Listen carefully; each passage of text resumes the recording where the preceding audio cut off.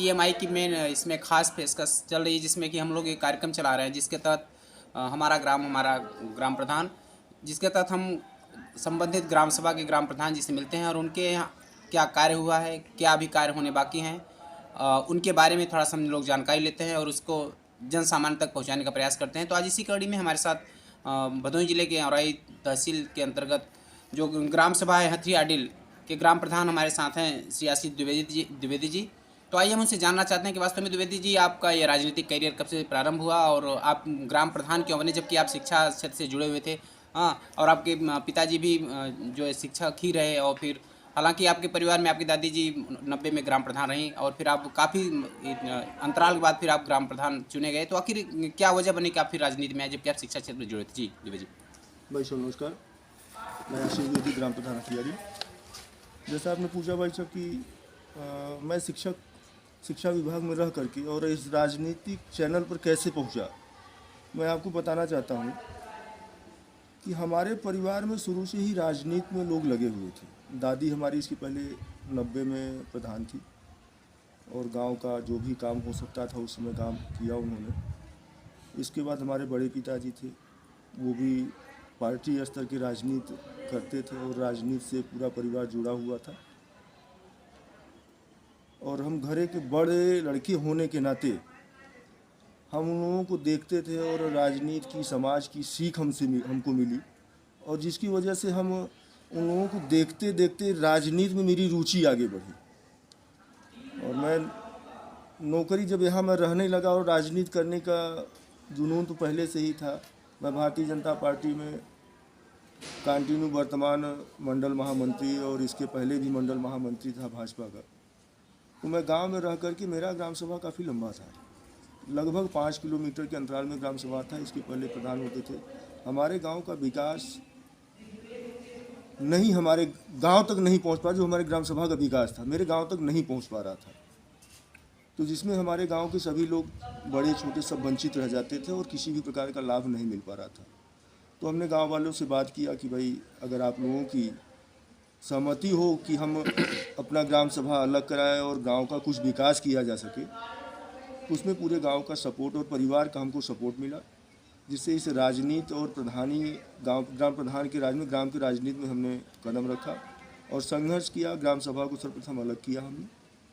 अलग करने के बाद तैयारी की, चुनाव लड़ा, चुनाव भी जीते, और गांव का जितना हो सकता है उतना हम जो है विकास करने की कोशिश कर रहे हैं और विकास करेंगे आगे। बात जैसा कि आपने बात हुई कि यहाँ पे आपके यहाँ जो ये पंचायत भवन है, यह एक मील का पत्थर साबित हुआ और यहाँ पे इंटरलॉकिंग का भी काम हुआ। तो ऐसे यह कुछ काम आपने कराया, बेशक कराया, लेकिन कुछ ऐसे भी काम है जो आप सोच रहे हैं कि कराया जाए। तो ऐसे कौन काम से जो आपकी निगाहों में है कि हाँ इस पर होना चाहिए, जो गाँव के लिए बहुत ज़रूरी है। जैसे गांव में हमारे यहाँ इसमें पंचायत भवन नहीं था, तो आज की डेट में पंचायत भवन बन के तैयार हो गया है। और शादी भवन पहले से बना था, आज भी मुझे लगता है कि 2-5 वर्ष पहले से ही बन चुका था।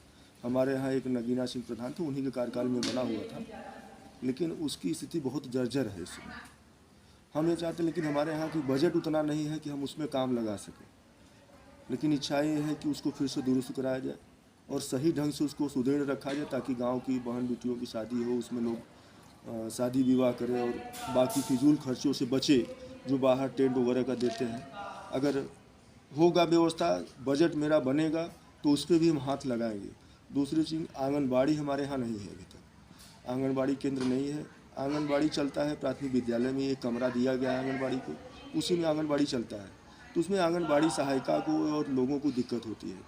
तो हम प्रस्ताव बना के दिए हैं आंगनबाड़ी के लिए, जैसे भी होगा तो आंगनबाड़ी का कार्य शुरू किया जाएगा।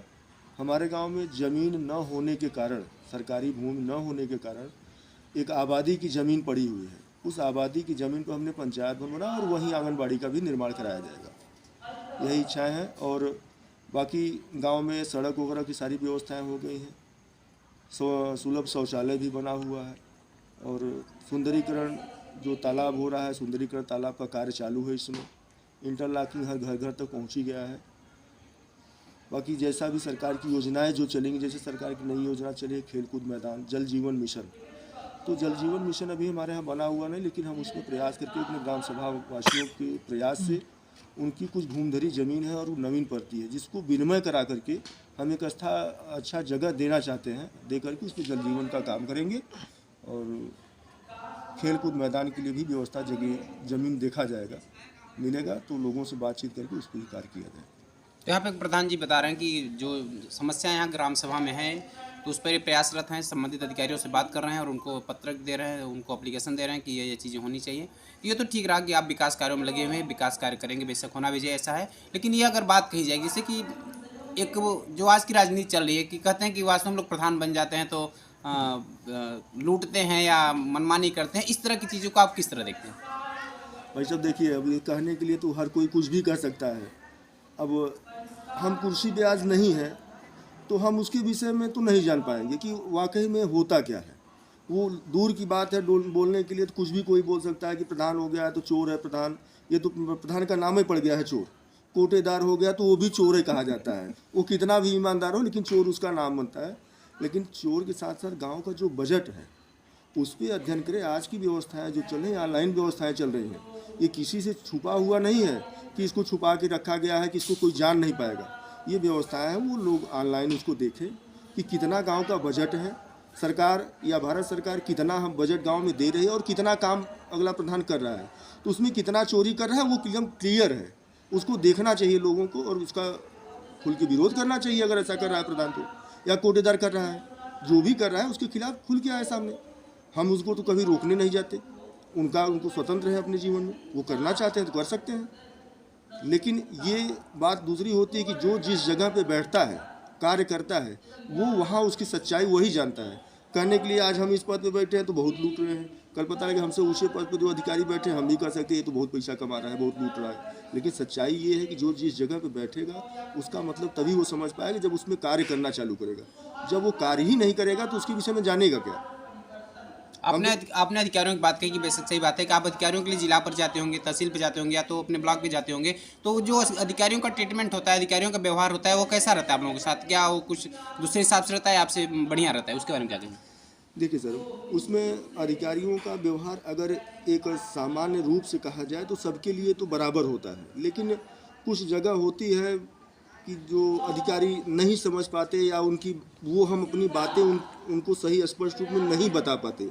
तो जब हम सही बात अधिकारी तक नहीं पहुंचा पाएंगे या नहीं प्रश्न बात रख पाएंगे तो जाहिर सी बात है कि वो हमारी बातों को नहीं समझेंगे, तो कुछ अलग अलग मतलब बोलेंगे और हमको यहाँ से हटाने की कोशिश कि ये जल्दी चला जाए, फिर आगे देखेंगे। हम अपनी बात रखना अगर सही ढंग से जानते हैं तो काम भी मिलेगा हमको, ये हमको मालूम है। तो जैसे आपने खुद बताया कि आप भाजपा से जुड़े हुए हैं, भाजपा के कार्यकर्ता भी हैं, कई वर्षों से इसमें जुड़े हैं, संगठन में आपका पद भी है, तो आज इसमें केंद्र से लेकर के प्रदेश में भाजपा की सरकार भी है, तो आप सरकार से क्या मांग करना चाहते हैं जो प्रधान के रूप में कि हाँ, प्रधानों को ये व्यवस्थाएं अगर हो जाए तो और बेहतर होगा, क्योंकि कई प्रधान कई तरह की समस्याओं को हम लोगों से बात करते रहते हैं, तो आप एक प्रधान होने के नाते क्या कहना चाहेंगे सरकार से कि ये व्यवस्थाएं तो बेहतर होगा? जी सर, हम सरकार से, चाहे प्रदेश सरकार हो या केंद्र सरकार हो, हम उनसे ये कहना चाहेंगे कि ग्राम सभा की जो निधि थी, जो व्यवस्थाएं हैं, उनको जो पहले थी उनको दिया जाए काम करने के लिए। और ग्राम सभा में जो नियुक्तियां हो रही हैं, जैसे केयर टेकर का नियुक्ति हुआ है और पंचायत सहायक का नियुक्ति हुआ है, ये इसी में से इनका पेमेंट दिया जाता है। ठीक है कि 100 रुपये करके जो है पंचायत सहायक का आता है खाते में, लेकिन केयर टेकर का पैसा आज भी हम ही लोगों को देना पड़ता है। जब हमारा बजट 40% 50% पहले से ही काट दिया गया है और 50% में हमको देना है, तो हम 50% में 2.5 लाख रुपए लगभग साल का हम पेमेंट देते हैं उनको। अगर छोटी ग्राम सभा की आबादी है तो वहाँ कितना बजट बजे वो गाँव का क्या विकास कर सकता है प्रधान? भाई 4.5 लाख 5 लाख की बजट हमारे गांव की है, 1200 की आबादी है, तो उस आबादी में हम अपने गांव का क्या विकास कर सकते हैं, जबकि हमको 2.5 लाख रुपया साल का देना है केवल पेमेंट। तो 2-2.5 लाख रुपया बचेगा, 2-2.5 लाख रुपये में एक साल में हम कौन सा काम कर सकते हैं गाँव में? हम काम शुरू किए हैं, आज तक हमारा काम का पेमेंट हुआ नहीं, तब तक दूसरा काम हमारे सर पे आ गया, नहीं आपको ये फाइनल करना है। पंचायत भवन हमने बनाया, पंचायत भवन का पूरा पेमेंट हुआ नहीं, तब तक आ गया अमृत सरोवर में भी आपको काम करना है, ये नरेगा कितना धन मिलेगा और इतना आपको राज्य वित्त या केंद्र वित्त से लगाना है। तो हम कहाँ तक उसमें सफल हो पाएंगे? तो ये सरकार से ये अपील है कि जो ग्राम प्रधान की जो व्यवस्था है, जो नियुक्तियां कर रही, वो पेमेंट वो सरकार अपने मद से वो पेमेंट उनको दे। गांव का जो विकास के लिए जो धन आ रहा है, उस धन को वो केवल गांव के विकास के लिए ही उपयोग किया जाए। हम सरकार से यही अपील करेंगे। तो इसके लिए अगर बात की जाए तो आपने कहीं शिकायत करी या किस संगठन के माध्यम से आप लोगों ने ये बात आगे तक पहुँचाई, ऐसा कुछ हुआ क्या? देखिए, हम अपने संगठन जो प्रधान संघ का संगठन है, हम लोग उसमें बराबर ये बातें उठाते हैं और उसमें रखते भी हैं। भाई, हमारे प्रधान संघ के जो जिला अध्यक्ष हैं या प्रदेश अध्यक्ष हैं, उन तक हम लोग अपनी बात पहुंचाते हैं कि आप भाई इस पे विचार करिए और बात करिए, संगठन के माध्यम से वहाँ पहुँचाइए कि इस प्रकार की व्यवस्था की जाए ताकि लोगों को कोई दिक्कत न हो, गाँव का विकास हो। यही सब बातें हम लोग अपने संगठन के माध्यम से पहुँचाते हैं और हम लोग पर्सनल नहीं जाते। तो यहाँ हमारे साथ यहाँ के ग्राम प्रधान जी ने बताया कि हम ये जो समस्याएं हैं इसको हम अपने संगठन के माध्यम से यथा संभव जगह पहुँचाते हैं और इनका विश्वास भी है कि सरकार इनकी बात को, अगर इनकी जानकारी होगी सरकार को, तो सरकार इस पर ध्यान देगी। तो दुबे जी, आप हमारे साथ बात की, आपको बहुत बहुत धन्यवाद। आप देखते रहें TMI। नमस्कार।